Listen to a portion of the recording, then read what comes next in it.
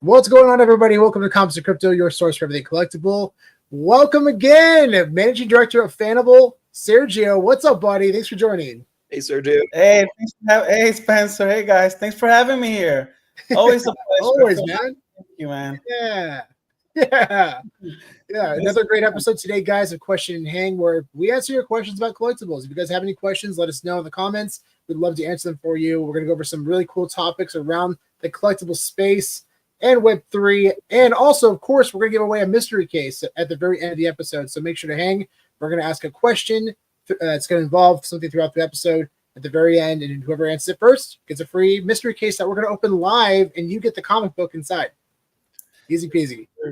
Yes. And actually, if I may add, we're giving a second mystery case for anyone that likes and retweets this live stream from the Fanable Twitter page. So you'll get one, and it'll be announced tomorrow at the Fanable Friday show with Humilities, the winner. So right on. Yeah. Case, yeah. That's awesome. So guys, if you hear that, go to the Fanable Twitter account and you will see a retweet of this live stream. If you retweet and like it, you're going to be able to have a chance to enter to win a mystery case tomorrow on Amelia's live stream. So maybe pull up a tweet here just so that everybody knows the right one that they're supposed to be reposting here. Yeah, I just pinned it. Actually, just pinned it. So it's the pin tweet on Fanable's page. That is the one that you should be retweeting. Yes, guys. Thank you. We'll announce the winner tomorrow, like we always do, and see who wins what. Yeah, best of luck, everybody. That's awesome. And again, make sure to hang throughout this episode because we're going to be asking a question that's going to involve this episode. At the very end, the winner gets a free mystery case that we're going to unbox live. So it's going to be a lot of fun. So make sure to hang with us. Yeah. And if you have any questions, ask us, guys. We're really excited to talk about collectibles, as always.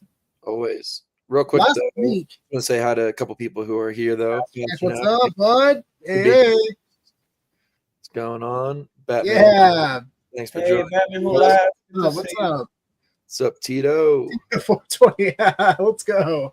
Let's go. So last week, we had an awesome interview with collector Jeff Jacob. Jeff is a Star Wars collector. He's collected hundreds, I think thousands at this point, of Star Wars collectibles. Most of them still sealed. And we had an amazing conversation with him about his collection that he's accumulated over 30 years. What's really cool about that interview, something that I really loved, aside from being an awesome person and such an inspiring collector, he's actually able to amass a collection that he actually paid for by flipping collectibles early in his collecting career. So early in the 90s, he was able to obtain a big collection of sealed Star Wars collectibles from this woman, and he paid about $3,000 or $4,000 for it, which is, that's a high price at the time. Yep. But that entire collection is now worth today $250,000. Wow, yeah. From 3,000 to 250. Yep. Yeah. Unbelievable. He had foresight in small parts of this collection. Yeah. And what's really cool is that, he talked about how he was able to flip a lot of his collectibles over time, make profit, reinvest it into other stuff. So basically the collection that he's selling off right now is already paid for. Yep. Like he has no money into his collectibles anymore. And that's the kind of stuff that I love. Yep. And Spencer loves too. Spencer and I love to purchase things. Sometimes we'll flip things and then reinvest it into other things. So not only do you take home profit, but you also get an opportunity to buy something else at house, basically for house money. Mm-hmm. You're not paying for it. So we're able to do a lot of that. Like for a good example is the Star Wars library copy. We bought those tapes for around $100, and we bought like 5 of them, around $100 each. Just one of those we flipped for $2,000. What? Yeah.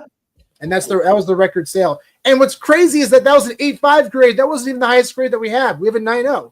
Yep. And that's one of the highest grades. Wow. So, yeah. Yeah, that's great. a flip of the century right there. My goodness. Yeah, we've had some pretty sale. Yeah. Well, and that, that's a testament to just having conviction, right? Because VHS is a relatively, growing format for collectibles. So you guys went in it and were committed, and now you're getting rewarded for your vision and your conviction. So that's good to see. Thanks, Sergio. Yeah. I just a very cool example from me personally. There's a website, goodwillfinds.com. If people aren't familiar with that one, different like Goodwill stores will actually post inventory online and they'll list them for auctions. Some things are buy it now, but you can sometimes find some really, really good deals on things. And if you know what you're looking for, like us on VHS, like for example, let me pull out the one here. I found a lot of like 5 or 6 Disney VHS tapes, and most people look at Disney tapes at this point and they're like, oh, they're not worth anything. But because I kind of know what I'm looking for, I spotted this tape in here, which is this Lady and the Tramp 2 tape, which is, if you look closely in the back, it says Disney Movie Club. So there was basically a list of what was like maybe 12 movies, right, Sean, that were released in 2006 and 2007 that were basically the last Disney tapes ever produced. And they're, considered to be very, very rare because they're late releases. Yeah, this is another example where you have Little Mermaid. There's another one here, this like special edition Little Mermaid. The Cars is actually the most valuable one because that's the last one that was produced in 2007. That tape is sold for. Interesting. I didn't know that. So wait, Cars, the Pixar Cars movie, that was the last of the VHS that they made? Yeah, but this is a very specific release, though, that was released through this Disney Movie Club where, Disney was mailing VHS tapes, home to members of this club. So at that point, there weren't as many members in that club because, VHS isn't very popular. We've transitioned over to DVD and Blu-ray at this point. And yes, it says DisneyMovieClub.com. So wait, does that mean that's kind of like a variant, right? That's not what you find at the stores? It's 100% a variant. Exactly. Yeah. And so these weren't sold in stores. These were sent to members of the club, directly to their homes. Yeah. Oh, that must be extremely scarce then. Exactly. They're scarce to begin with, and then not many that were still kept sealed because people were receiving these at their house and wanted to watch them. But so basically I knew what I was looking for. And so a $29 lot, all in with shipping, had 5 tapes in it, had this in it, which is probably like a $200 tape raw, Amazing. That's from Goodwill. And then I didn't even realize, but it also had these, they're all super late release tapes. So like there's like Winnie the Pooh Heffalump, like this is like $100 tape right here. Unbelievable. It's just because it's like a 2005 late release sent out, like not commercially released. You should like get that signed by Jim Cummings. Oh, that's a good idea. He's awesome. Yeah, you should definitely get that signed by Jim Cummings. But yeah, the whole thing I had all 8 release tapes in it. So I got. What was that Little Mermaid one signed by? Signatures on there.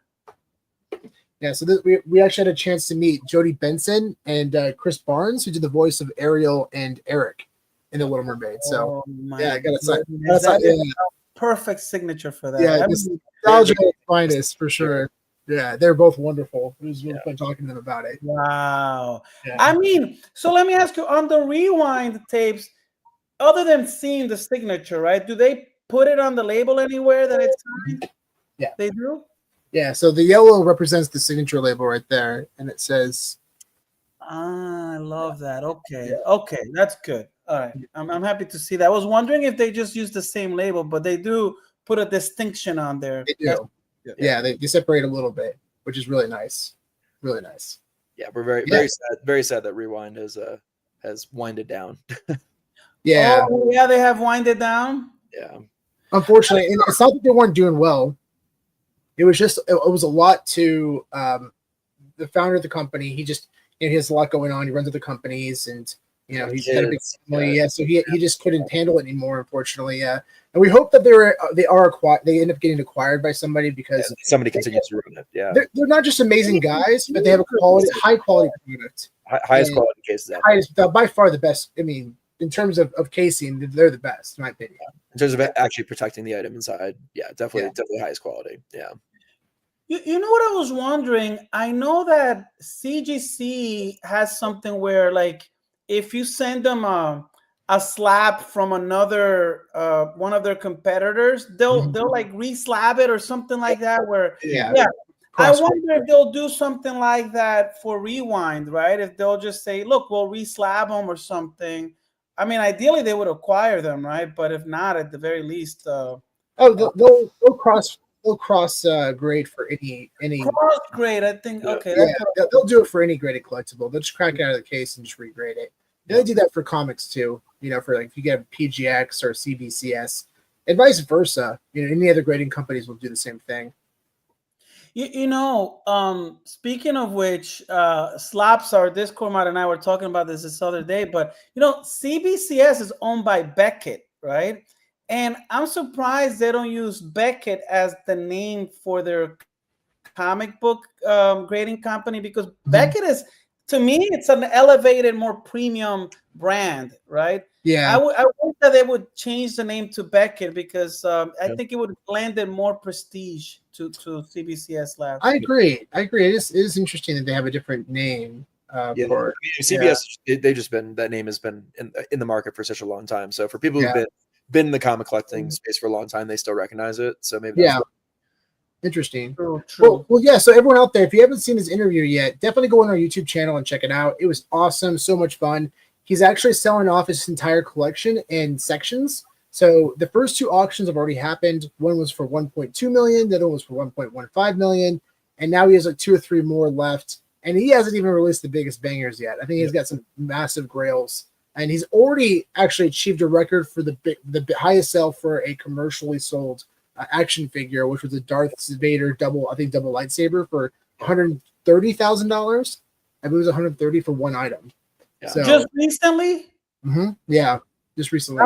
I think I saw something on Twitter about that. So that was from his collection? Yeah, it was from his collection. And he's actually, they've already, for the first two auctions, they've already exceeded expectations. So the $7 million estimate is very likely going to surpass. Yeah. It's incredible. Yeah. So it's important to what Sean just said. He said the first commercial release toy, because there's been higher record sales, but those have been prototypes. Yeah, exactly. That's mind-boggling. You know, I wonder if he has that VV Samurai Darth Vader variant, the one that's coming up. You know, we actually talked to him on the back end after the interview about VV Collectibles, and I sent him example screen recordings of it, and he loved it, because the biggest thing was the one that really stood out that I wanted him to see was the cross-section helmet, where you get to open it up and actually see what it's like inside of a Stormtrooper helmet for the first time ever. Licensed by Disney and Star Wars, the first time you actually get to see what it looks like inside of a Stormtrooper helmet, and that is freaking awesome. Yeah. They did it with Vivi. Super special, man. A good job, so intricate. That's one of the better quality collectibles. Totally. So many historical too. Yeah. Historical too. You're right, because it's a first. I didn't know that it was the first time that they've done that, but it's amazing to hear that. That just lends more value to it. Exactly. Yeah, we got really lucky with that one too. We actually put the bounty out for that one, and we actually were able to land the 1977 mint number for that collectible. So yeah. Wow. Mint was really good to us this month. We got some bangers. It was really cool. We did well. And I know you own the 1977 for some of the lightsabers too. The other Skywalker lightsaber. We own that one. Which is mine. I mean, that's crazy. I think Charlie Fisher owns the other lights. Who was it? 1977 is for Yoda. I think Yoda, he owns that one. I believe it's either Charlie or it could be Clever Jerk. One of the two own 77 for that one, which is really cool as well. Yeah. But moving on, guys. Very cool interview. Definitely check it out. And also, if you're curious about the actual auction, make sure to check out Hake's Auctions. The next auction for his collection is happening at the end of this month. So make sure to check it out. We'll make sure to tweet out about it as well. It's going to be really exciting to follow that one, especially after getting to know Jeff and how awesome of a guy that he is. Mm-hmm. And speaking of bounties, we still have a pending bounty for this one, guys. We haven't really posted bounties for anything else recently, but this one is still active. The 1916 Coca-Cola. Make sure to let us know if you land it. We'd love to purchase it from you. This is the year that is the last mint, and also the year that the Coca-Cola was this? No, this one actually. Oh, I'm sorry, guys. I apologize, guys. This one's actually expired. I was going to say classic. This is the week flash bounty that we did. Yeah. I'm sorry. The 1886 for the contour bottle. That one is still active. This one is no longer active. This one actually expired. We did a flash bounty for a week. So actually, I'm glad I brought this one up, because just so you know, if you do land it, you'll sell it for a premium, but our bounty is no longer active for this one, but if you land the 1886 for this bottle, let us know. We will purchase that from you. Yes. We do have you know what? We were talking about flipping earlier, and I went for a few of these to flip, right? So if I would have gotten this, I would have flipped it into another collectible. Yeah. Totally. Yeah, exactly. And that's what's been fun to see, like, especially for people who've landed our bounties. They've like, I finally was able to purchase a partner statue. I was able to purchase things that I would have been able to get for a while. But I've been wanting so badly, and I had a chance to get it, and it's because of the bounties. So that's really special for us to hear. When people are able to achieve their goals, or whatever you want to use for it, it's totally up to you. But it just adds an extra layer of like warm apple pie, man. When you hear like when people are able to achieve their goals because of the bounties, so it's been a lot of fun. Amen. And this was announced today. This is really cool. So VV is doing a inaugural VV Community Award. Basically, you can vote for various categories like VV's most diehard fan, VV's biggest collector at heart, best VV meme, best Omi meme, best VVverse space, best AR content shared, best new collector. That's interesting. VV Discord moderator of the year, best VV was a vault build. Oh, but it has to be 5th birthday themed. Oh, 5th birthday themed. Yeah. So a bunch of different categories. Make sure to go on their Twitter account, and you can see the tweet for this, and also on vv.me on their blogs. But basically, you post nominations, and they're going to announce the winners during DesignerCon in Vegas. Cool. And from the 14th to 16th, we will 100% be there. Very excited to hang with you all. But each winner will receive a personalized physical VV trophy, plus a digital collection version. So assuming it's a 1-of-1. That's really super cool, guys. This is a big deal. Now that makes it truly special. That makes exactly. How cool is that? It's a and the digital of that, so it'll be you get a physical and digital. I love that. It's so amazing. And it's so according to VV, it's a keepsake celebrating their contribution to this amazing community and recognition across VV's official channels. It's super fun. What a fun idea, and what a perfect place to present the awards in Las Vegas at DesignerCon. I can imagine that's going to be an absolute rowdy time in the best way. So make sure to get involved in this, guys. This is going to be a lot of fun. Yeah, super fun. If you think you're a good fit, start campaigning. Yeah. People are going to be posting a lot now. I can already feel it. People are going to be posting a lot more right now. Yeah. Do they have one for best VV cosplayer? Because we know Clarissa would win that one hands down. Easy. She absolutely. If they do, yeah. She was actually given, I think it was from Mr. MC1. He gave her a gold logo. VV Gold logo. Cool. Yeah, it was for one person. I think it was Mr. MC1. I apologize if I'm wrong, but I think she was awarded. They're given an opportunity to pick one person in the community who they felt really deserved one, who didn't have one yet, and she ended up winning, which I thought was so cool because she's very consistent with her content, puts a lot of effort and work into her costumes, and yeah, she does a wonderful job. So make sure. I think I saw maybe Omili. I think Omili sponsored one of her costumes recently. I think Omili may have been involved. Yeah, I saw that. Super cool. I love that. Yeah. That's a super cool idea. Yeah, super cool. And super cool. For 3D, I mean, there's so many really great VVverse 3D designers, showroom designers. Yeah. You know who I've always liked following? This is guy, I think he goes by Marco Online on Twitter, and he shares like VR photos, right? He's out, by the water, anywhere. And he would be a great contender for VR stuff too. Yeah, definitely. So I'm excited to see what content people are going to be starting to put out. I presume, again, it's going to be a race to the finish line. Well, Sean, real quick, speaking of community, want to shout out a few more people here. What up, Double Quill? Hey. Dr. Strange in the Dr. Strange. Hey. You for reposting. Love that. That's a funny name. Gooch Troop. So, Christopher. What's up? Holding it down. Definitely agree. That's going to be fun. Yep. So on September 21st, Sunday, September 21st, they're dropping the Darth Vader Samurai series. Very cool. This actual character is a fan fiction favorite. And also this specific collectible is referenced, I believe, from the character, the skin in Fortnite. which is really, really cool. Yeah.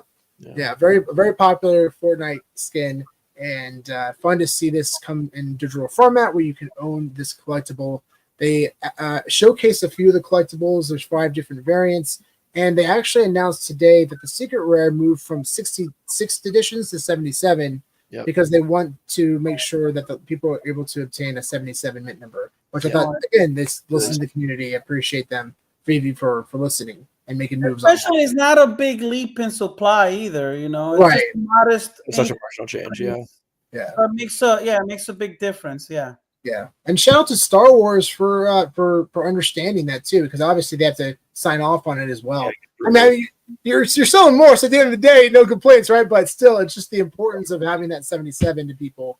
It's a lot. There's a lot of value in that, you know. And there's only one 1977 in this collection for the common, and that's actually the last mint number as well for the common collection. And Spencer and I are debating whether we're going to do a bounty or not. We might do a bounty for that one, guys. It's pretty awesome. Yeah. This is such a well-designed quality collectible. Super cool. You know what? This reminds me the vibes because it's so unique.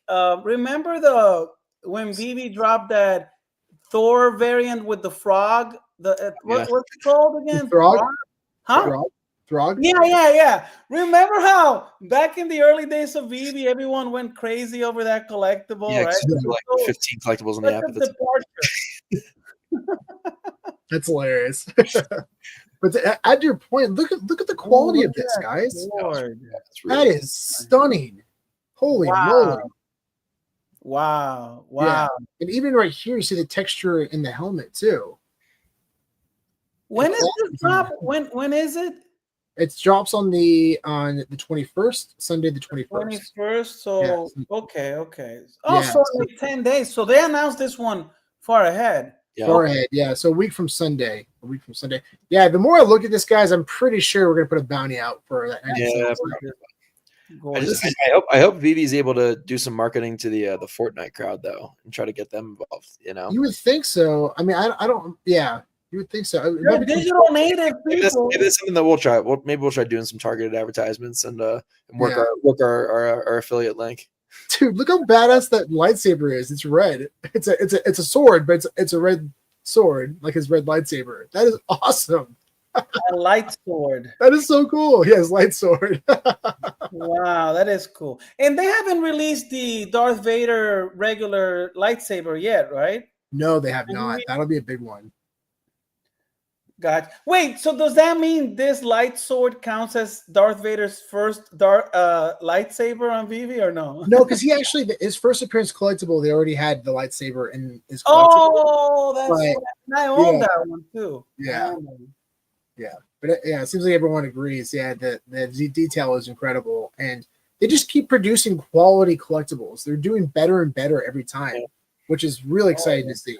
This is stuff you expect from like high level studios, you know, that really designs. Like honestly, if you told me this was like one of those games, I don't know if Fortnite qualifies as having good graphics, but you know, like one of those high end PlayStation games, I would say that it's on that level in terms of quality. What are price predictions for the Secret Rare? So 77. So I'm going to presume there's probably 68 probably public editions at this point, maybe because they hold back 7 or 8, I think, somewhere around there, maybe. So minimum 500 probably. Yeah, you're right. At least around there. But you know what? I would expect it to go. It might start out that way, but I you know how remember that Spider-Man Noir where it just took off, right? Yeah. I think this has that, you know, because you only need a handful of people to own a few of these, and you're locking that market. So I could see it around 500-600, but I could also see it going above 1,000 if a few of the whales decide they want to stack these, right? Yep. I mean, it doesn't take much, right? No. And it's Darth Vader. I mean, he's arguably the most popular villain in history. You know, and to add your points there, Joe, great point on that. Somebody actually recently, they put an offer out. They said anybody who wants to sell the Spider-Man Noir Marvel Mighty, I will pay $2,500 for it. Oh my God!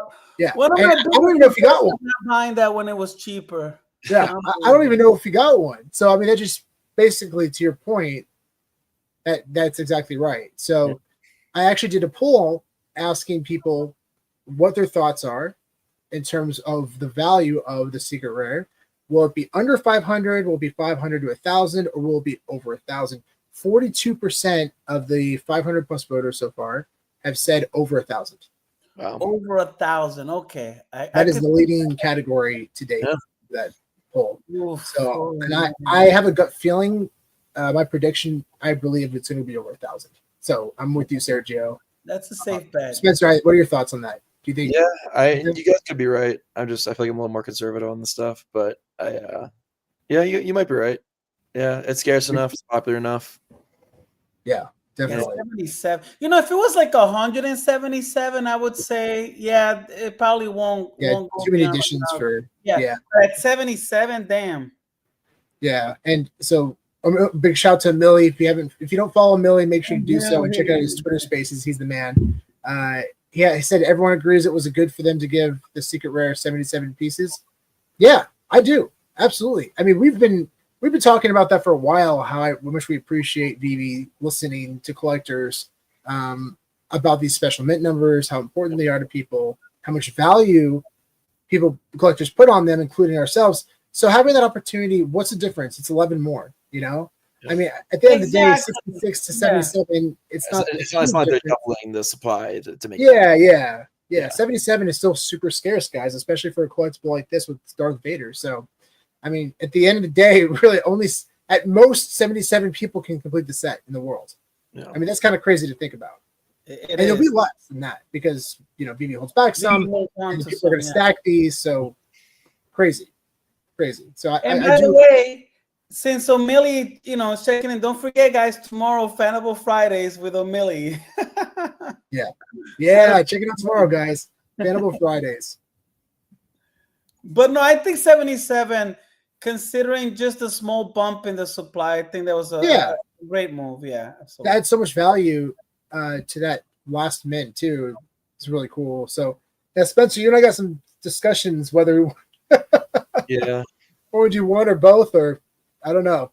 Yeah, maybe if we're gonna do the 77 SR, that's gonna have to be a big one. Yeah. Just offer $777, right? Yeah, go for that. That's not gonna be big enough. Hey, you can put it out there, and people. Yeah, you can put it out. Yeah, it is the floor. Why not? It's the floor. What if the regular, the other editions go for 400 or 500? Then 777, still a good amount. Yeah, that's true. Yeah. If it sells us that much, I'd buy it, but yeah. And I'm presuming this is blind box format, right? I believe it is. Blind box. Oh yeah. Okay. It's true. Yeah, it's a good point. Yeah, 77 only if it sells out. Yeah, so if it doesn't sell out for whatever reason, so maybe it doesn't pop up, or not that many. How much? What is the retail price? Because that'll give us an idea of this 50 gems. Yeah, it's a big one. Yeah. And you said the common variant has how many? 1977. Yeah, that might be. Yeah, that's a tough one. I honestly, here's what I think. I think Vader's popular. Let's say it doesn't. Huh? I think Vader's popular enough; it still could sell out, even at that price. Yeah. But you know what I think will happen if, let's say, I don't know, let's say half the supply sells out in the first hour or so, right? Let's just say, if Vader, that means that there'll only be half of 77. Was that like 37, 38 copies of this, right? Mm-hmm. And if that brings the price of the secret rare Vader up above 1,000, some people may justify buying a bunch of retail ones, right? And so they get the secret rare, right? Because they can go ahead and flip it and get $1,000 for it, right? So it's possible if the Vader secret rare is high enough, especially above 1,000, that'll drive up more retail sales. Yeah. That's true. That's a good point. Yeah, because especially like you said, if they don't mint out, it'll be even scarcer. So. Plus, if we have a bounty going, that'll probably people want to be going for that too. So that always helps. Yeah. I do think that especially the best way that this thing is gonna really sell out is the X factor is the price of the secret rare collectible for, right? Because if it's a $1,500 floor, then yeah, people are going to continue to try to chase after the secret rare for sure. So I think if it definitely hits over 1,000, I think people will continue to buy over time, just because they're going to chase after turning 50 into 1,000. That's pretty amazing. Yeah. So exactly, it'll be like a slow burn, but it'll eventually sell out if the secret rare stays above the $1,000 floor. Yeah, I think so. Which I anticipate that it will. I think it will. I think this is definitely a strong case for sure, considering the character and quality. Super cool. Yeah. And I'm a huge fan of Japanese culture. I think it's awesome. I know Kevin. I think Kevin would have loved it. Spencer and I we talked about it a little bit. I actually think Kevin would have loved it. I don't know. I feel like Kevin's. He's a purist. I don't know. He's a purist, but I'm trying to remember if we ever talked about this. That's a good point. He is a purist. Huge purist. I don't know. I think he kind of would have hated it. He was very stubborn too. So there's no way to convince him. If he didn't like it, he wouldn't have. There's no convincing him. I think just to argue with you about it, he would have been super against it. Yeah, just to piss me off. Just to piss you off. Oh, he loved doing that. Yeah. So I thought we real quick though before we move on to that one. So Vivi, they will be keeping secret rares reserved, I assume, right? I believe so, yeah. And I think they actually mentioned it in the details here. So editions, which I love, by the way, so cool. Yep, there you go, 67 public editions. So they're keeping 10. Keeping 10. Got it. Yeah, so even less public. So they're keeping the first 6 and then 4 random throughout the collection. And hopefully the 77 isn't the random one. Loving the total edition, this whole details here. This is great. Really appreciate the transparency in this. Yeah. Pretty cool. And there's 3,108 total collectibles. Man, so if they sell out, they're looking at over $150,000 in gross revenue. Pretty amazing. It's a big drop. Yeah, definitely a big drop. Yeah, this thing is going to be a banger, guys. I think it's going to do very, very well. How much in gross revenue? Sorry, my son was just texting me. Well, how much? Yeah, 50 gems are looking over $150,000 in gross revenue. That's a lot. I mean, back in the days, this would have been this would have sold out even with triple the supply. But we're in a different market. Yeah. And it's not just the Vivi thing. It's just back in 2020 and 2021, it was across the board, everywhere. Things were selling out and doing great. Yeah. I'm excited to see where this goes, guys. Keep your we'll definitely keep you all posted on this and whether or not we decide to do a bounty. I'm very excited for this drop. It's gonna be a lot of fun. Yeah. I also want to shout out Matt Hughes Comics. I realized I missed your comment before. Hughes, what's up? Hola. Yo, buddy. Always good to see Matt Hughes. We made some offers on his comics. We bought a few comics from his collection. Oh, that's awesome. Yep. That's awesome. Right on. Yeah, and same here. Yeah, I ended up selling. Bought some from you. A bunch of users. We bought some also from Hanino from the True Media. We bought some from him as well. And we're just starting. We're gonna. This program is gonna expand a lot, so expect a lot more purchases. Actually, I have a few comics, like a first appearance of like Rocket from the 70s. Rocket Raccoon from Guardians of the Galaxy. Yeah. He was on that. His first appearance had a cover with that lady in white skin or something. It was like a beautiful. Is that the one? It's Santana or something like that. No, it wasn't that one. Okay. I have it in the other room. Maybe I'll go grab it in a little bit. But yeah, it's a cool cover. It's really rad. It's a Bronze Age comic from the 70s. It's pretty cool. And then I have like First Prince Hobgoblin as well. Yeah, I'll definitely send those in probably and send them into Fanable. Please do. We have a big appetite for comics right now, so send them specifically in. Marvel and DC guys. So make sure and guys, if you're interested in sending comics, blue labels are the easiest ones for us to make an offer on. The yellow labels it takes more work and effort, so it's gonna go slower than the CGC blue labels. Just so you know. Yeah. I got a bunch of books to send in. I just gotta. When I'm home, when I go home next month, I'm not going home. I'm going to New York. When I'm going to New York, sometimes I go home. I just decided not to go home, so I guess I'm not going to go get those comics. Well, in November, when I'm home for Thanksgiving, I will send you comics. I thought we'd throw in a little collection showcase. We haven't done one in a while. This is one of my favorite pickups recently. This is a world premiere ticket for the movie Remember the Titans from 2000, starring Denzel Washington. This is a very, very famous Disney movie, and arguably probably one of the best sports films of all time. Yeah. A lot of people believe this is top 5, which is really cool. This is actually an unused ticket, so it's a full. But here's what's really special about this: it's a Gem Mint 10, and there's only 3 Gem Mint 10s of this collectible in existence. And I got this for $78 in an auction. I couldn't believe it. Yeah, absolute steal. Wow. Yeah, and this movie inspired me to want to play football. So the fact I was able to get this for $78, I'm like, wow. Yes. I always forget that PSA, the tickets are a thing that they grade. I just never think about this category too much, Yeah, it's a fun category for sure. World premiere tickets are awesome. A lot of fun to collect. So yeah, in celebration of football starting, let's go. I thought I'd showcase this one. Really fun times. We're gonna do a couple movie updates, guys. I gotta share this with you. This is a pretty wild concept. So this movie called Good Boy is coming out next month, and the horror film follows the perspective of a dog who sees its owner haunted by supernatural entities. Oh, that's a cool concept. Very cool concept. So the story is we're going to follow the dog and see what he's seeing, which is his owner being haunted by spirits. And like apparently after this movie was announced, there was a 15,000% Google increase in search. Does the dog die in the end? Oh no.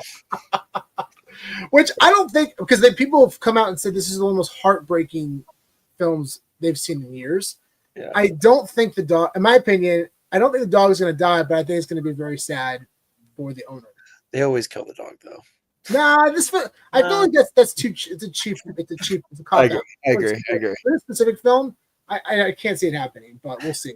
But super interesting concept, and actually, it's the director's own dog that stars in the movie, which I thought was really cool. Yeah, very cool concept.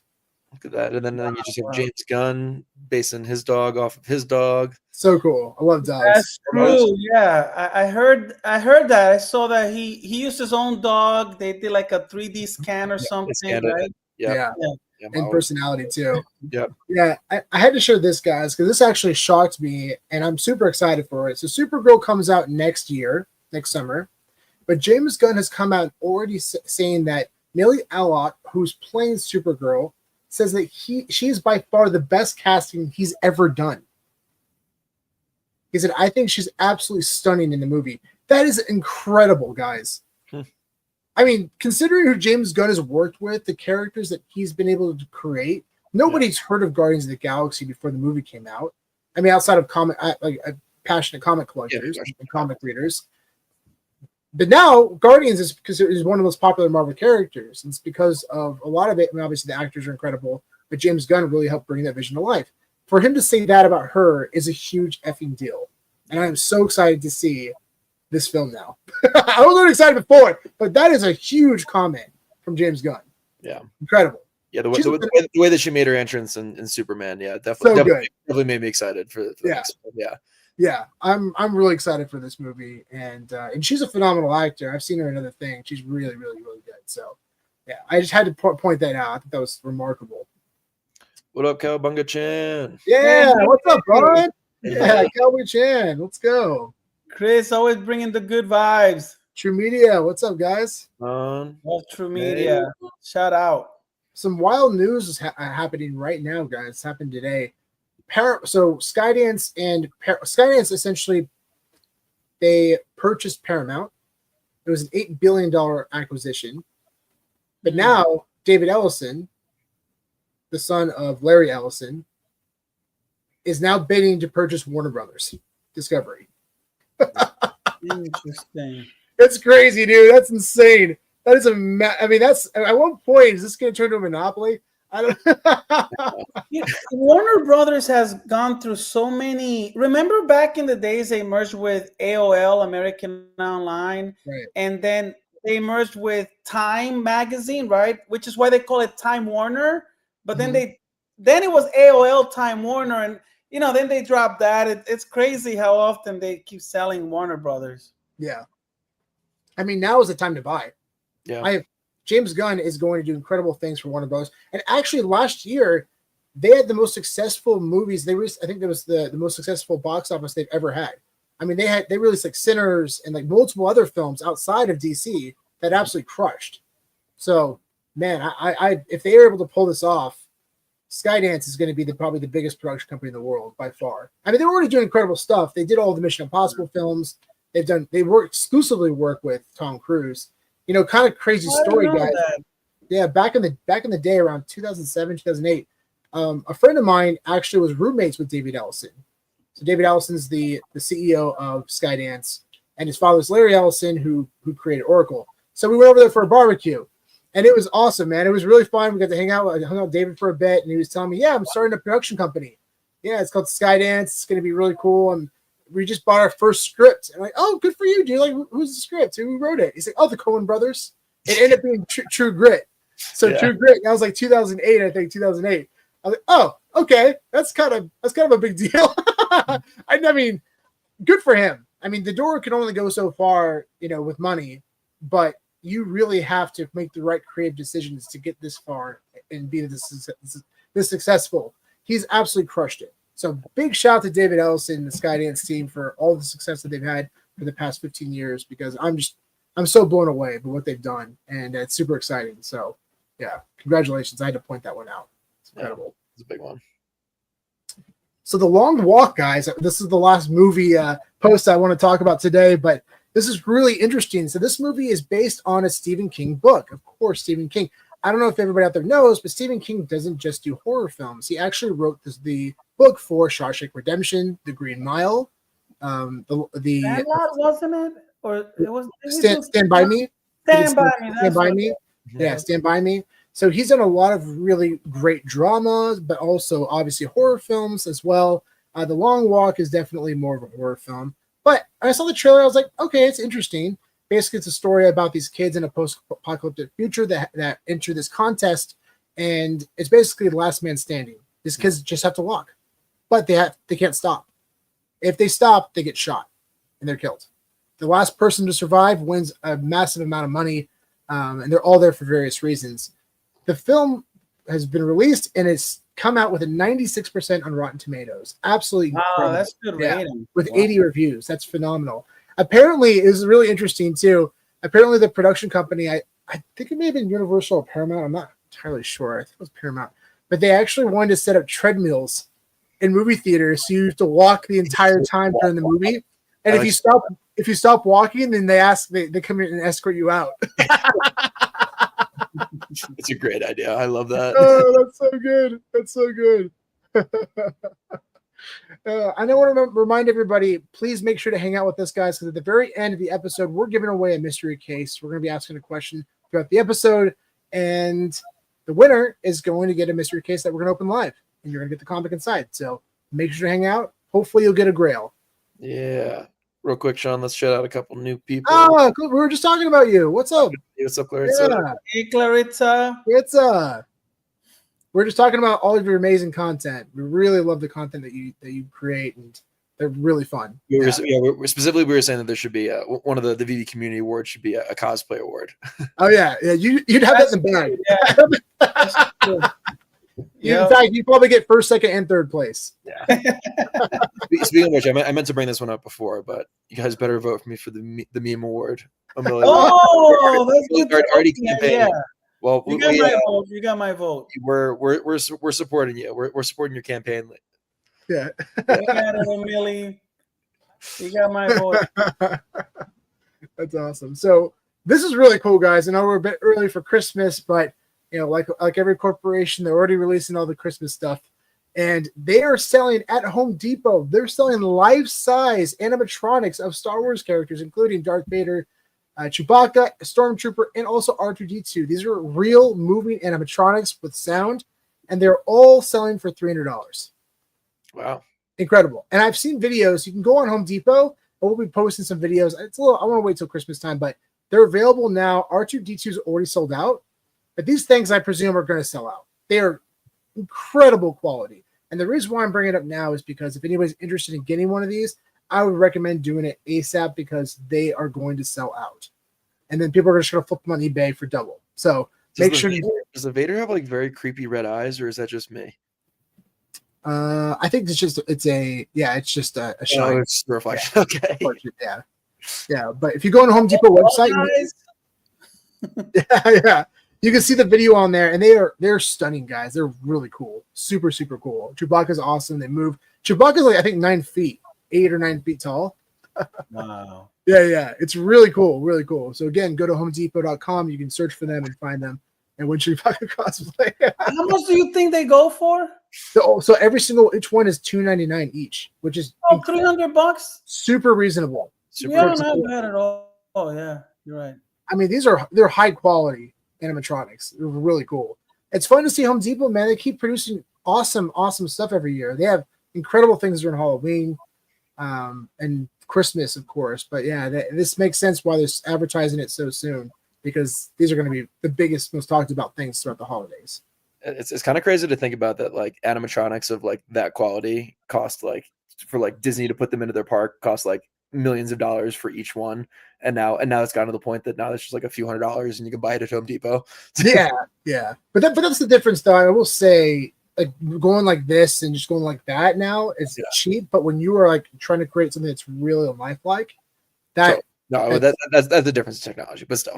Yeah. But I do, like 40 years ago, this kind of technology probably costs around like insane amounts of money. But yeah, it's a good point. So it's crazy how far we've come. Yeah. So Spencer, I like to piggyback what you said earlier about Goodwill, because this is an incredible story that I wanted to share.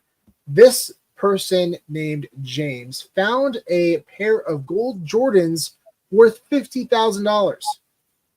Back in 2023, while sorting donations at the Portland Rescue Mission, James Free found a pair of metallic gold Air Jordan 3s.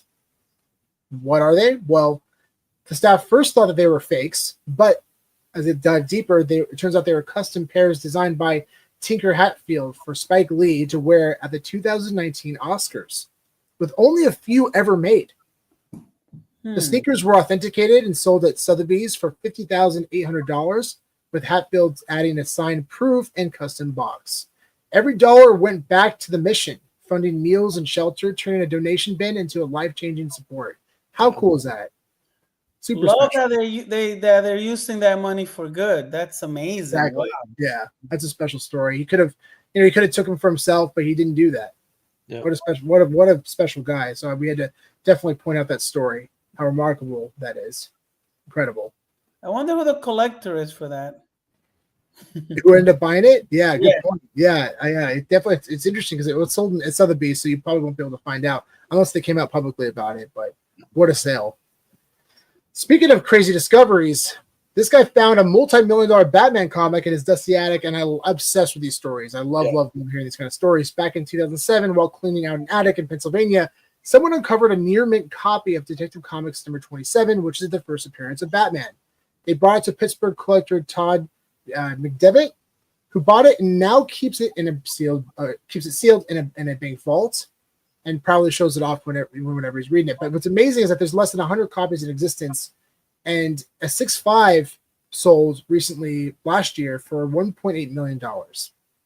And look at the condition of that one. That looks like it's got to be a good, at least a 7, right? I would say probably at least, yeah. Look at it. There's no water damage. There's no torn corners. Yeah. Nothing missing from the covers. The colors, look how vibrant. Yeah, they pop. That color is. I mean, geez, so he's got at least a couple of $1 million in there. I wonder if he got it graded. I mean, this is one where if you ever did get this, I would personally fly to Florida to get this graded by. I'm not sending this via USPS. No, this is. I will stay in a hotel room. I'll do the 3-day grading process, and then probably fly to Golden and or just keep it and put it in a vault, or submit it to Fanable. Yes, exactly. We'll vault it for free. Yeah, wow, that's crazy. It's funny because I can relate to that. I was waiting for this original art from Paolo Rivera, who did a Ninja Turtles cover, and it was supposed to arrive yesterday. So I didn't leave the house specifically because I didn't want to miss it. Right, so very high value piece. Yeah, and then today, at like 2:00, I said, you know what? I'm gonna head out, go for a walk. Thankfully, my neighbor signed off on it for me, and held it for me. But yeah, and it looks beautiful, beautiful art piece. That's awesome. Wow. Congrats on the pickup. Yeah, man, I can't believe it. Tweet a photo out of that, man. I'd love to see it. Yeah. Oh, I mean, I got it here. You got it there? Oh, nice. Wait, that's it. Yeah, I got it. It came in this thing. And just so everyone out there knows too. Oh yeah, nice to see it. So this is the original art. Oh, cool. Wow. So what, watercolors?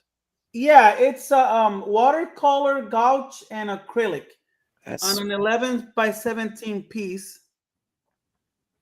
And Paulo, he's an what is it, Eisner Award winner artist, So yeah, it's just a spectacular piece. I can't wait to hang it.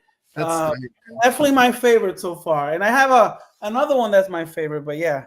And I love your point. I agree. Yeah, and making pizza Making too. pizza. So cool. Yeah, that's what I love about it, because usually you see them fighting in covers, right? So this is a published cover art, by the way. And I ordered the CGC 9.8 of it. It should be arriving in the next couple of days. But yeah, you don't see them in that element. Yeah, that's incredible. Congratulations, Sergio. That's cool. Thank you, man. I'm very happy with it. What up, Rohanano? And to end the story, guys, Detective Comics 27, there's a 0.5 grade comic blue label that sold for over $300,000 last year. So that's the floor, technically, for this comic, which is insane. Insane. I mean, a $300,000 plus floor for a comic. That's awesome. Is that for a 0.5? Yeah. Wow. Yeah. Insane. When this comic drops on Candy Digital, people are going to lose their minds. This and Action Comics 1 are going to be absolute bangers for sure. I can't, because they started off with Superman #1, right? That was their very first digital comic. Which I appreciate that. Yeah, I appreciate that. Was great first pick. Yeah. But you're right. Action Comics. I mean, yeah, or Detective Comics. I can't wait for them to release that. That's gonna break the website. Definitely, yeah. There's another crazy discovery, which I love. Again, I'm going to share these stories all day. This guy actually found this sealed Game Boy Pokemon game inside their parents' closet. What's special about this one, especially, is that it has a misprint on the back, mistakenly calling it a red version. So it's the blue version, obviously, but on the back it said red version. In May of last year, another copy with the same misprint sold for $106,000 on Heritage Auctions. Wow. Wild. Incredible. I remember seeing these in stores, dude. My understanding is that Pokemon originally started as a Game Boy game, right? Before it was anything else. So this is kind of like the original format. N64 first? No. First, right? It came out in 64, but these were more popular for sure. It was definitely more popular. Yeah, but I remember there was like Coliseum and stuff on N64. And well, this is also, so N64 came out in 96, 97. This is a Game Boy game. So, I mean, Pokemon came out in 99. So, yeah, I'm not sure. I remember, and by the way, I'm not a Pokemon player at all. Like, I don't really know much about Pokemon, but I remember seeing a YouTube, like, I don't know, documentary about Pokemon. And I remember them saying that, right, it started as a Game Boy game, and then it kind of just, grew from there. Yeah. But yeah, no, it's wild. Incredible. This is over 100,000, you said? Yeah, over 100,000. Yeah. Can you imagine? And it looks like it's in great condition too. So you're probably get a high grade for it. Sealed. This is a crazy story too. So back in 2001, Sega released a Sonic the Hedgehog plush to promote Sonic Adventure 2, but this was not any just ordinary Sonic collectible. He was wearing soap shoes. So I don't know if you guys remember soap shoes. I actually own soap shoes. Basically, their shoes were underneath. He had plastic in the center, and you could jump on rails and basically like kind of like you're grinding on rails and curbs. Oh yeah, I used to 8th grade, man. I was all about it. I'd pull my backpack off and jump on rails. I missed that trend. I missed it. Yeah. So he's apparently wearing soap shoes in this. And so you see right here, like the red. Yeah. Oh, it's soap shoes. I think it said Soap shoes. Yeah, not actual like bars of soap, but actual soap. There's a brand called Soap. Yeah, and they're like a real skate collab tied to the game's new rail grinding mechanics. Apparently, so in the video game, he does that. So the partnership ended though when Soap went bankrupt a few years later, making the plush one of the only pieces of Sonic merch with the branding. So originally $30 for this plush toy. Now people are buying it for thousands. Oh, wow. Insane. You never know what's going to become collectible. Well, actually, great transition to this. Back in 1992, McDonald's franchise owner in North Dakota saved a full gallon of Michael Jordan's McJordan special barbecue sauce. This was a huge advertisement collab between Jordan and McDonald's. 20 years later, he sold it on eBay for almost $10,000. $10,000. Who collects like a gallon of sauce? Like, what do you do with that? I don't know. It's crazy. But I will say it's even less about the sauce than it is about the Jordan brand. The Jordan brand, that's what it is. Yeah. How crazy is that? Yeah. It's all because of the Jordan brand. Some guy who was like, "Oh, I already have every single Jordan rookie card and every single jersey. Yeah. So this is the thing I don't have is the barbecue sauce." It's such a weird niche, unique item. That too. is wild. I mean, it's kind of get graded. Yeah. So awesome. I wanted to listen here too. Lego released this is going to be one of the highest sold Lego collections ever. $999 for this Death Star. So it's going to be $1,000. $1,000. It's going to be released, I think. Cross section is insane of it though. Yeah, it's nuts. Definitely not for kids, right? Because who's gonna buy? I wouldn't buy my son $1,000 Lego set. That's absolutely absurd. $1,000 for this thing. Wow. This is pretty cool. This Cristiano Ronaldo 1-of-1 sticker from the I think it's from the FIFA World Cup 3 years ago. This sold for $78,000 in auction. You could get these packs you can get like 50 of these packs for like $1 each, or $1.20 each. And this card ended up selling for $78,000. It was quite an epic World Cup, I will say. Is that a 6? A CGC 6? Is that right, or am I? Yeah, no, that's a 6, all right. Yeah. What? Not even a 10? No, it's 1-of-1. It's a 1-of-1. Yeah, so it's right here. This is 1-of-1. So that's when even the $13 million card that sold recently, the Jordan, Kobe. Great, I remember. It was 6, yeah, but it's a 1-of-1. It doesn't matter. That's the importance when you differentiate values is when it's a 1-of-1. It doesn't really matter as much. That's wild. That's wild. Yeah. The NFT market is continuing to boom, guys. This 1-of-1 Caitlin Clark rookie card, Kaboom, sold for $175,000. Just the NFT? Just the NFT. Just the NFT, the digital NFT. Wow. This sets the record for the highest selling Panini NFT of all time. Good for Clayton Clark. And in this market too, you don't expect to see NFTs going that high nowadays, right? Yeah, exactly. Which is crazy because the actual physical 1-of-1 is up for auction and has a bid of $183,000 with about 2 or 3 days left. Interesting. I wonder. So about the same price, but I'm sure they'll run it up. Oh yeah, it'll probably hit around $250,000, probably. But still think about it, right? The physical, let's say, does sell for $250,000. The digital, $175,000. That's a massive statement. That's a huge statement. Yeah, that's very validating for the collectible space, digital collectible space.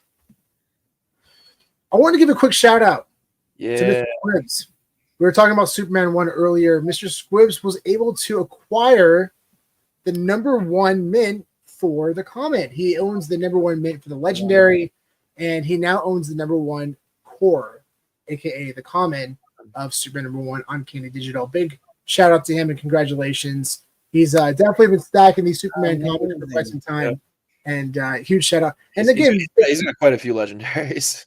What's really interesting too, guys, I mean, at this point in time, there was a 0 mint number, right? Yeah. So technically, this isn't the first minted collectible of this collection. Yeah. However, it matches the edition number, right, of the actual comics, Superman #1. Would you rather have that or the 0? Well, so one is the mint, and this is the edition, right? There's no edition number 0. There's just a mint number 0. Or? So there's a mint number 0. Or there's no there's the comic. There's no comic number 0. But they minted for some reason back then. They never came out and talked about that. Yeah, they fixed it, but yeah, the first I don't know, maybe like 10 comics or something like that, they had a 0 mint. And this I thought was really messed up. So are you saying that there is an edition number 0 of this one too? So the mint number 0, yeah. Yeah, so people were paying premiums for number 1 comics back then. I mean, it was kind of messed up. I mean, I remember it used to be on the Palm NFT Studios. Remember Palm NFT Studios? Right. Yeah. And I remember people saying back in those days that right, there was like a 0 mint, but it didn't really match the edition, right? But there were people buying them based on the minted number because it was the right order, right?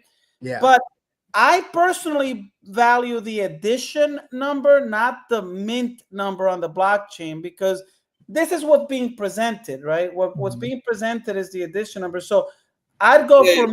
But in this situation, they're presenting the number 0 mint. Like it actually says number 0. Okay. Yeah, actually, so that brings it to our next point. So there it is, Sergio. See right there. Oh wow! Yeah. Which I do love that Candy Digital shows past sales data. I really appreciate that. It's awesome to see. And the fact that this sold for, I mean, look at the 0 mint, sold for almost $8,000 back in 2023. Remarkable. What's interesting, I know that the Fanable sponsored logo is blocking the previous sale, but the previous sale for reviews on our logo, yeah, was for $3,650 back in January of 2024. So he only paid $200 more to obtain the number 1 mint. Well, you know, this is quite. I didn't realize this, by the way, because I remember back in the days, people were asking Palm to add the edition number, right? And I forget who it was that was leading the project, but he outright refused the idea of it. So I'm happy to see that they've added the edition numbers. But to your point, number 0 versus number 1, what is the more valuable one? That's a tough one. Yeah, honestly. I think for this specific comic, I would choose 1. You would choose 1? For this specific comic, because it matches the edition number of the comics, the Superman number 1, right? Yeah. So it matches the comic. You know what? I didn't connect those two. Yeah. So I think in general, so for example, like the Rojo Nano pointed out, he owns a 0 for F.A. Robin for DC 38. I would rather have the 0 than the 1, because 1 is not relevant to that comic. That's true. But I would rather have the 38 than the 0. Yeah. 38 special. But that's also because we just. But by the way, congratulations! That's awesome that you own a 0 mint. That's I think that's especially for OG collectors, and people will definitely look at that over time and say, "Wow, that's OG status." So congratulations on that. Very cool. Very cool. Yes, we don't say it enough. So thank you for saying it for us, Tito. Yeah, Tito, appreciate you. Thank you. Button, hit that like button, guys, and subscribe. Make sure to follow us as well if you're not already. We'll have some pretty good content. We're very, very, very close to 10,000 on YouTube. So if you can help get us over that hump, that would be wow, guys, that'll be a huge milestone. We're really close. Yeah, really excited about it. Doodles continues to crush the partnerships. They recently announced, I think it was like 6 months ago, that they would collaborate with McDonald's, and now they're partnering with Fruit Loops. I think this is a mock-up, by the way. This is not an official branded box, which, by the way, if it is, it looks amazing. But I think it's actually, I thought this was the real thing. Okay, so this is a mock-up of it? Okay. Yeah. I think somebody created this. There's a mock-up. It looks amazing now. But what's really cool about this partnership, it's really shocking, actually. Doodles continue to create amazing partnerships, and they're doing a great job building the space. But what's interesting is that the NFTs themselves are not seeing much value in terms of past sales. So like back at the all-time high was almost 24 ETH back in 2022, which is around that is wild. Around $50,000. And it's not like they've disappeared. They're continuing to build and grow and create more partnerships with massive brands, but the floor right now is only $3,500. You know, which is interesting because Pudgy Penguin is out there, right, pushing their stuff, and they've had a different trajectory. They've been going up and up and up. Big time. Big And time. so you would expect that Doodles would behave similarly, right? Right. But it hasn't really translated. I mean, I remember a couple of years ago, there was a controversy with one of the founders. I think he kind of said some jarring statements to some of their users, but I can't imagine that alone is what's driving the floor down, right? Or pulling it down. I know. I might have to pick one up. Yes, At Spencer, this price, Spencer, it looks very good. Price. yeah, what are your thoughts on that, Spencer? Yeah, they seem undervalued. I mean, at least look at that chart. That's crazy. They've had. Yeah. I mean, this is the lowest we've seen in 40 years. That run, that little spike up. What was that? Was that the partnership announcement with McDonald's? Was that last run up? No, this is 3 years ago. Oh, this one right here. Yeah, the smaller peak. Yeah. Yeah. So that's Oh wow! So even in December, what was it valued at back in December? December 6.6. Just December, like less than a year ago, it was at over 6 ETH. Yeah. Wait, and now it's 0.79. Wow, it does seem like a bargain, doesn't it? It seems really undervalued. It does. Yeah, it does seem very undervalued. Right here, they just tanked, and they're just continuing to go down. Like this is the lowest it's been since 2021, since they launched. It's like wow. Yeah, it's kind of surprising. I don't know. I might pick one up. I don't know. You guys are getting me excited about possibly owning one of these. I know. I mean, if you're able to keep doing these cool partnerships, and I don't, but outside of kind of this stuff with McDonald's and Fruit Loops, I haven't really seen them do anything like, I guess, of value for their holders, or like is or So I gotta probably investigate more of the whole ecosystem before I just FOMO in. But right. But yeah, they have like 4,300 unique holders. So yeah, it's like on average. Maybe Penguins launch a token. Maybe they can launch a token. Yeah, I'm sure it's on their horizon. Yeah. And something interesting I did read from somebody. They talked about how there's not really a strong community with Doodles. If I'm wrong, guys, please correct me. Everyone out there who's watching, if I'm wrong and you are a Doodle holder and there is a strong community, let me know, because I read a couple comments about people saying that they bought into it and then there was just no sense of community at all, and they just kind of just left. They decided just to sell what they had, and it was a short period. So I don't know. I'm kind of torn on that in those comments, but I'm very curious because this is so bizarre to me. They continue to have strong partnerships. I mean, for goodness sake, they had their brand on McDonald's coffee cups. I bought some. All across the country, all across the country. They're one of the most recognizable NFT collections, without a doubt. I would say they're in the top 10, right, and most recognizable.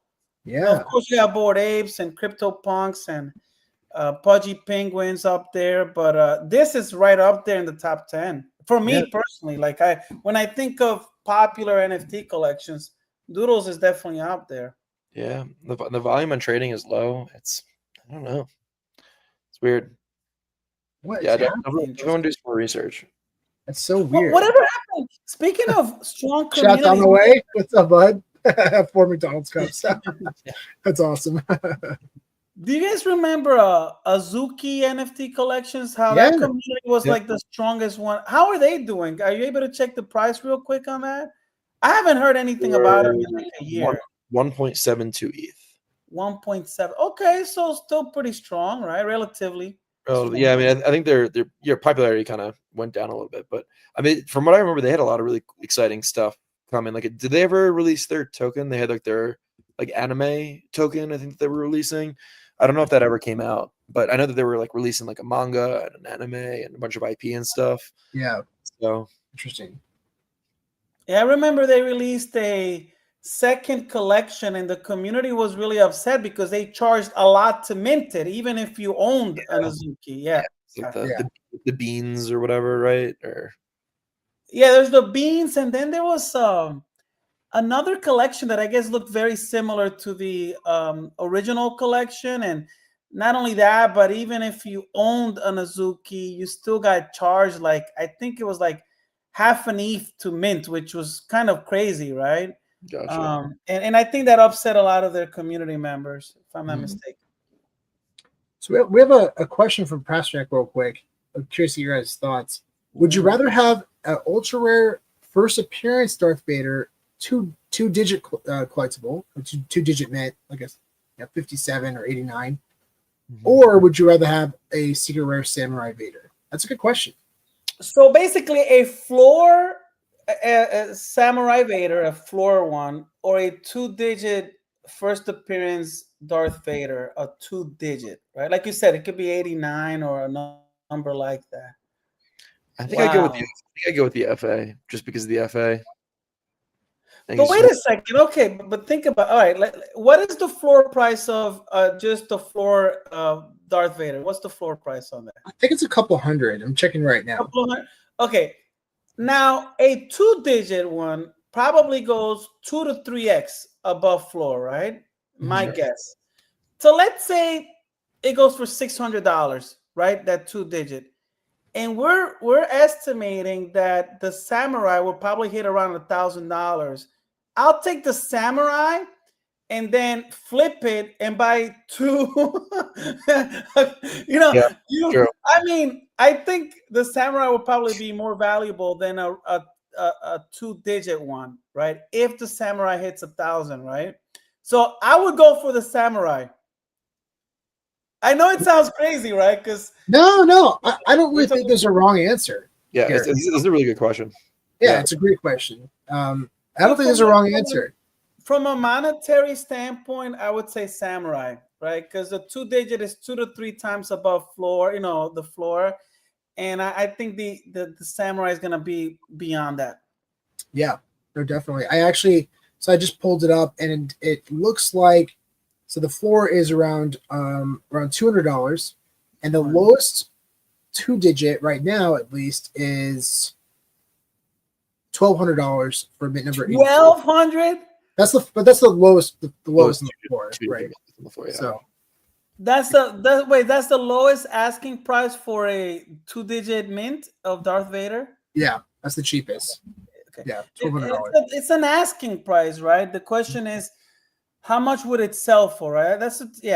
I usually put like a 2 to 3x premium on a two-digit mint. You know. Yeah. I do think that first appearances they don't seem important now.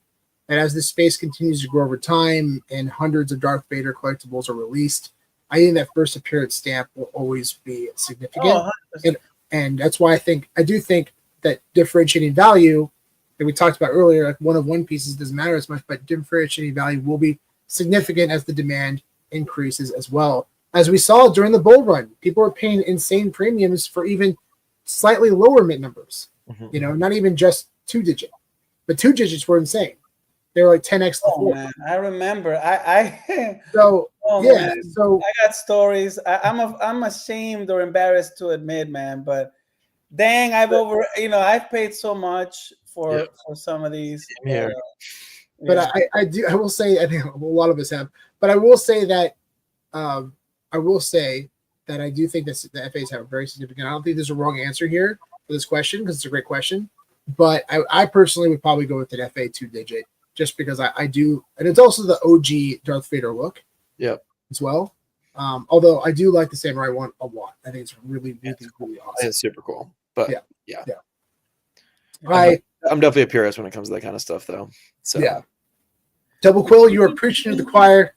Yep. 1000% agree. They need a best offer or an offer system ASAP. What does OBO mean? What does that mean? Or best offer. So like you offer pay $200 or best offer, or basically just allow people to make offers on the app. Yeah. Searching for mint numbers, making offers. It's got it. This is like long overdue. I don't know how this feature is still not a thing. It is the most like in-demand feature that I think everyone in the VV community has been asking for. It's stunting. We need that. Yeah. The community. Yep. It's stunting the growth. I mean, if you really want to, stimulate the secondary. There's no better way than it's like in terms of like features that VV could implement that will directly lead to revenue. Like there are very few features that I think as quickly lead to revenue as implementing this. 100% agree. There's no way to search for collectibles and mint numbers unless someone posts it online, and the fact that they got the search going, or the conversation, you can have conversations within the app now. You can search for people and have conversations. That's awesome.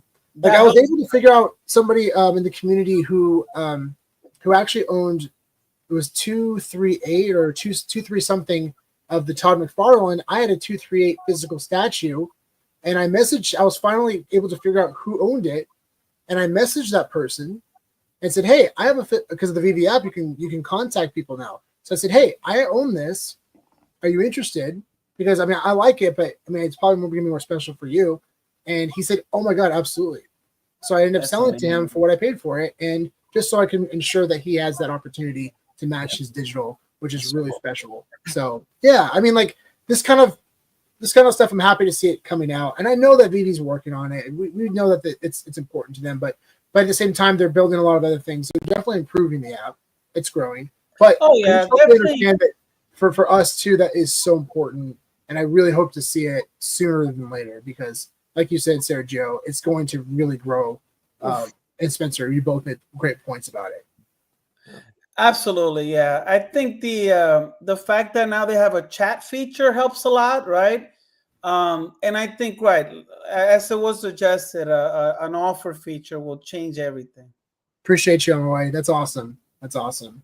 Yeah, and yeah, Major. Yeah, so trading is the most demanded feature, but offers up there. So I guess I definitely see the value in trading, but in terms of what VV is going to implement, priorities, offers is definitely going to be the priority because trading doesn't offer a path to revenue unless they're able to enforce some way of doing that. But like, that's true. Trading most likely will bypass royalties, unless there's some way that based on the total value of the transaction or whatever. Maybe there's some solution they can figure out. But I think because of that, just the royalty issue, I think it's going to be a little bit further off for trading than it is for offers. Yeah, and that's okay. I mean, it's steps, right? Steps in the right direction. You'll be able to. I'm sure that'll come out as well. And if they can figure out a way to do it at the same time, maybe charge like 5 gems or something for a trade. I'm fine. Everyone who wants to trade, I'm sure they'll be fine with it. I mean, they have a crafting system. I'm sure they can figure something out to make that work. But yeah, at the end of the day, it's so important to be able to make offers and search for mint numbers that you want. It's just like hours and hours and hours people have spent searching for mint numbers when they should just be able to do that within seconds. This is the freaking blockchain for God's sake.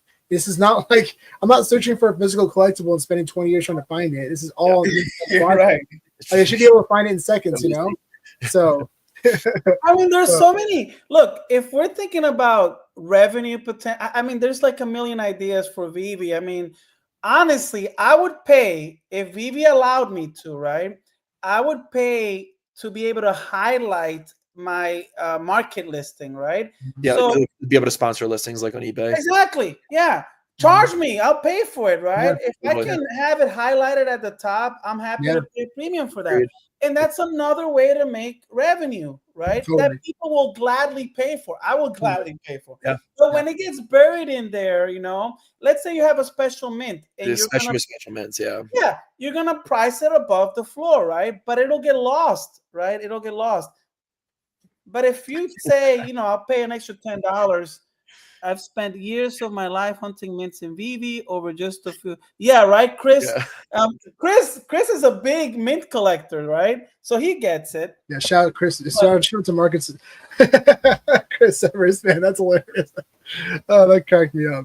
But yeah, to add your point, I think that is mutually beneficial, right? Yeah. VV wins because they get to bring in extra revenue, and we win as collectors, right? Because we're able to pay for a service that we really want to pay for, right? Yeah. So whoever was that said that was going to bring something up at the next meeting, please bring that up too. Yeah, I'll pay. Yeah, thank you. Yeah. And to add your point, because for me personally, I would start searching for publishing your mint numbers for comics that I really wanted for over time, and start making offers or connecting with the collectors and try to make offers and try to work out a deal. But right now, I'm just like, I'm not even gonna waste my time, dude. I'm not even gonna make an attempt to try I'm not scrolling. No, but see that alone right there, I'm thinking of hundreds, if not thousands of dollars I'm willing to spend to try to acquire certain collectibles, but I'm not even making an effort because I know that it's going to take too much time. Yeah. When it should take me probably maybe an hour to search for everything that I want. Agreed. So D said Chris's ears were ringing. He heard Mint talk. You're right. Chris Servers, yeah, he's big into mints. Yes. Absolutely. And big shout out to Chris and for all the exciting stuff happening with digital grading company. We're very excited to get all of our slabs graded by Chris and by Cali Comics. Yeah, I love that new company that started grading VV digital slabs. I think that's a really cool thing. Imagine if they integrated that into the VV platform, right? And they could have a cut of the revenue where they can share that with the licensors, right? Again, another very win-win thing, right? Yep. Yeah. That would be amazing. Yeah, I totally agree. Definitely agree. Yeah, it's exciting. So I think it's about that time, guys. It's giveaway time. It's giveaway time. Woo! Who's ready to win? Get some mystery case. Let's go. And I just realized I'm not. While we queue this up, if anybody else has any other questions in the audience here, we're happy to answer them. Yeah. We have a lot of guys. We have so many cool things happening. Yeah, if we don't have time to talk about it, definitely tomorrow tune in. Fanable Fridays. Ask away. Exciting things coming up. Yeah, 100%. I realized I missed this one here. And so, do you guys read the description for Batman Year 2 and McFarlane Digital? So many firsts. First animated, first designed by Todd, first full custody, and first collectible on McFarlane. Oh, really? I'm not familiar with this. You know, to be honest, guys, we haven't really collected a whole lot on McFarlane Digital. Yeah. So it's interesting that they have all those distinctions and their descriptions. That's super fascinating. Wow. You know, I own that. We're talking about the blue one with the cape flowing, right? Yeah. I know that I own a few of those. In fact, I also own edition number 1 of the Spawn digital collectible on my phone, which was the very, very first digital drop that they did. Cool. But no, I didn't know that they added that in the description. That's interesting. That's super cool. Thanks for pointing that out. That's super fascinating. I like the first design by Todd. That's pretty cool. That's really cool. That's very cool. Wow. That is cool. Yeah, I'll have to look into that. Yeah, I've never really dove too deep in. Some of the personalities who are working over there turned us away from it. They no longer work with the company though. Yeah. So, maybe we'll I remember. Oh, I know what you're talking about. I know exactly what you're talking about now. I forgot about that. Yeah. So everyone out there, we're at that point now. We're going to be asking a question. Whoever answers the question correctly and first is going to win this mystery case that we are going to open live in front of everybody. You're going to win that comic. So if you end up winning, make sure to sign up for Fanable if you haven't done so already, so we can transfer your collectible. Now. Oh, and also something to throw out there. The order that you see on your end might be different than the order that we see on our end because we're getting a feed of people from Instagram and YouTube and Twitter all coming into one feed at once. So we're basically just going to choose whoever the right answer that we see on our end first. So if it looks a little different for you, apologies. That's just that's the way that we're choosing the winner. Yeah. So if you're first on Twitter, doesn't mean that you've won. Just because you're first on Twitter, you're also competing with YouTube as well. So it's going to be YouTube versus Twitter comments. Whoever's first on our feed will be the winner. So the question is, earlier in the stream, we talked about a movie that involved a dog. The movie is about this dog and his perspective of being haunted, his owner being haunted by spirits. What is the name of the movie? That was so quick. That was so quick. So quick. I guess I should have started. What's the name of the movie?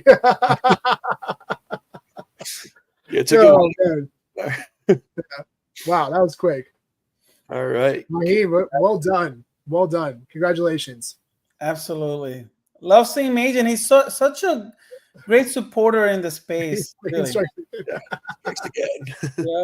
He keeps everybody on their toes. That's good. So, Maheen, we are going to pull up the cases. So it's one of these two. Here's number 1 and here's number 2. You can choose between which one you want to open. So number 1 or number 2. Amazing. That's amazing. We'll wait for your answer, bud. When you decide which one, and then we'll open it up for you. So number 1 or number 2. So Raven, you were next. Sorry. Oh, Yeah, you're so close. You're so close, Raven. All right, so Raheem choose number 1. Congratulations. We will open this up for you now. Ooh, let's see what he gets.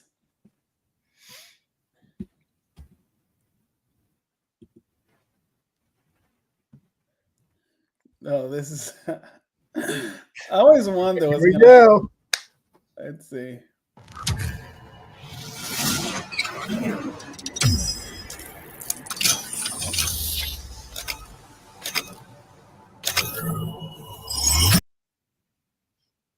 Oh, it's signed one. It's a yellow label. Oh, nice. Oh, nice. Oh, all right. Yeah, that's gotta be above retail, right? Ooh, Absolute Batman 1 signed by Jerome Pena. That's so cool. Wow, look at that. One of my favorite artists. I also have an original art by him, by the way. Yeah. That's a stunner. All right, what's the buyback on this? This one's got to be above retail for sure. It's gotta be 45. 45. Okay, well done. Under retail, but still. Technically, right? Or no, I guess. Well, 90% of 50 is 45, so it's actually $1 above retail technically, right? Yeah. Congratulations. Let's go. So make sure to connect with us. I think you may have already. If not, make sure to shoot us a message. We'll make sure to get this over to you as soon as possible. Very, very excited for you. Congratulations. Such a cool comic, man. That's a nice one. Very cool. All right, guys, before we go, we're definitely going to take a look at the rest of the kiosk. Let's see what bangers are left. As of right now, big ones. Just so you know, last night we sold out completely from the Hero kiosk, and someone pulled that platinum edition Spider-Man. That's $3,000.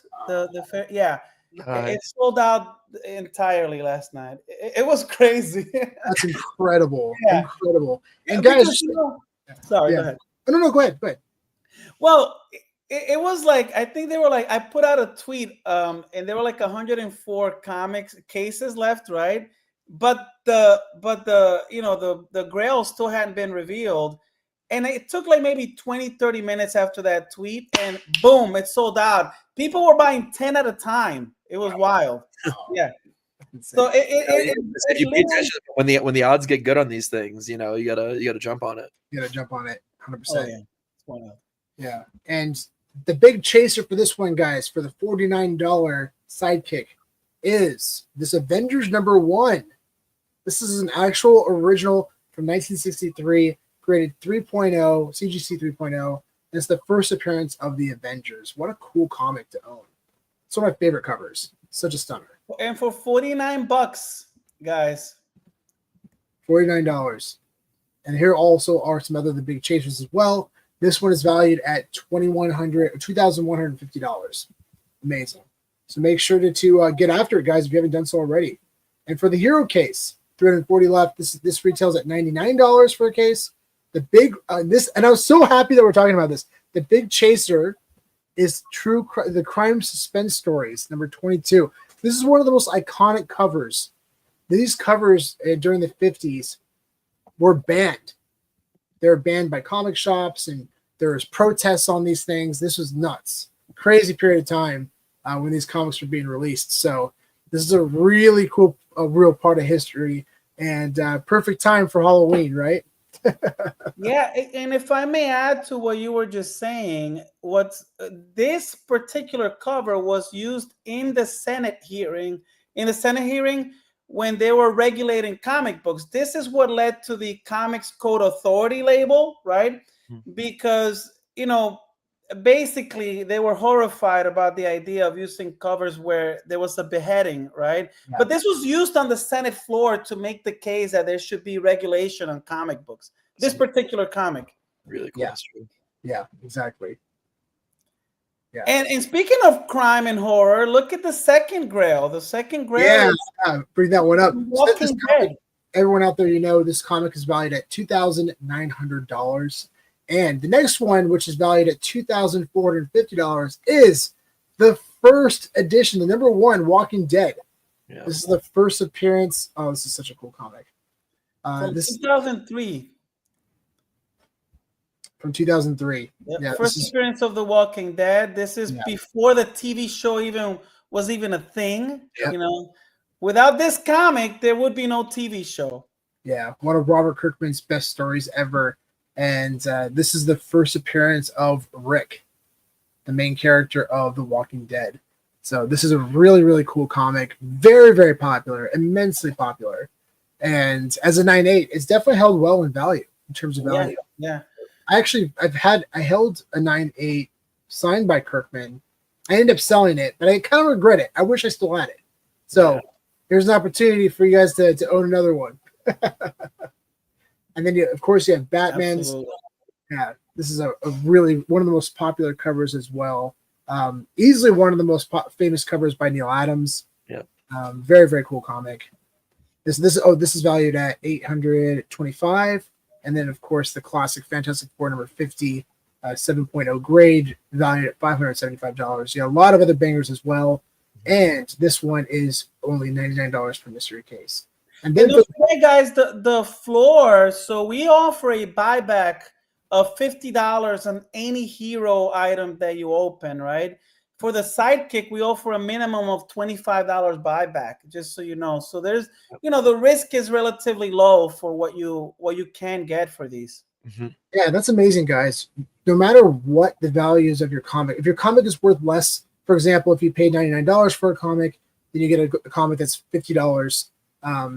It's guaranteed to be worth at least your buyback is going to be at least 50% of what you paid for your mystery case. Mm-hmm. So minimum. And then obviously if the comic's worth a lot more, they'll offer 90% of the value of the comic according to GoCollect. So instantly, exactly. That's an instant buyback, yeah. And you have a week to decide. Yeah. Mm-hmm. Amazing. So last but not least, the legendary case, $250 per mystery case.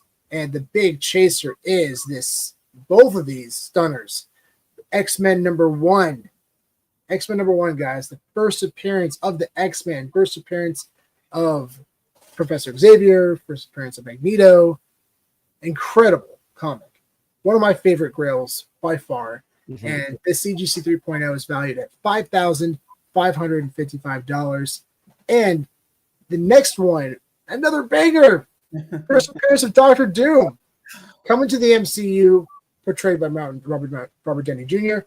This 3.5 is valued at $5,500, which I appreciate you splitting those up, by the way. It's cool to see the change of pace. I'm glad you mentioned that. So a couple of weeks ago during a Fanable Friday show, we got some feedback from the community because when we put a $10,000 grail, we had to basically spread the ratio of getting lower comics was very high, right? Yeah. So this way you got a chance of 2 chances of getting really iconic comics, right? And they're each valued at over $5,000. That's amazing. Incredible. So you'll get an instant buyback offer of 90% of that value. Yes. If you land it. Incredible. And of course you have other bangers too. Your first appearance of Deadpool New Mutants 98. You have this iconic Spawn cover, Spawn 230, worth $525. This is a very, very iconic cover by Jock. This is Detective Comics 880. The original art piece for this sold for what was it, $500,000? Over 200. Like at least I think it was over $250,000. At least $250,000. Yeah. Incredible. Which is wild. I mean, because it sat for it was being sold at a fixed price for many years of $100,000, and no one took it. And then the owner decided to put it up for auction on Heritage, and it got like almost 3 times as much as the you got the right advertising, got the right collectors in front of it. Yeah, that's all it takes. Isn't that unbelievable? Like. Yeah. You could have bought it a few months prior for $100K, right? And I bet all these collectors didn't know that it was there. Yeah. Exactly. I'm already putting that out, Sergio. That's wild. That is nuts. Incredible timing. Well, everyone, thanks so much for joining. This has been a blast. A lot of fun. Real quick, Sean, there was a couple questions for Sergio here that I think would be important for him to answer. Yeah.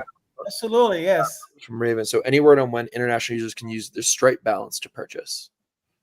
So good question. We are doing a workaround because there's no, and it has to do with the currency conversion, like a bunch of stuff, right? So the solution that our developers found was that and this is something that I think honestly the community is going to have to decide if this is something they want to do, but we'd have to basically custody the funds so that it can come out directly from our treasury funds so that you can use it. So there is a trade-off. So we found a solution for it, but it means that we basically have to custody the funds in our Fanable Stripe account, right? Which is how we get all the buybacks and everything, right? So if everything goes well in 2 or 3 weeks, we can do it that way. That would be the only way we can do it because Stripe, there's no other way to do it with Stripe.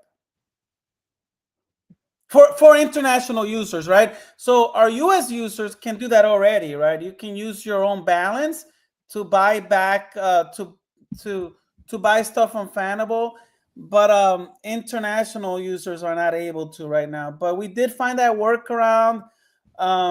We'll be announcing that soon. Actually, that's the only way that we can do that, so that it makes sense.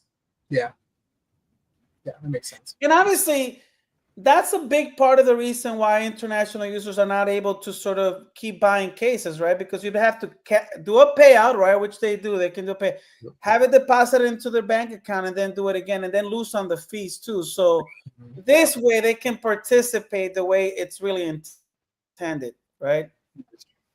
That's an exciting update. Yeah. Yep.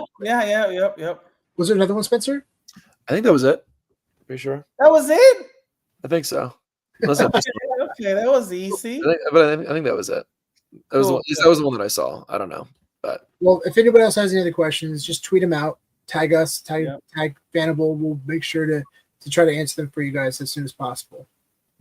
Yeah, and tomorrow, guys, Fanable Fridays. Like always, ask questions.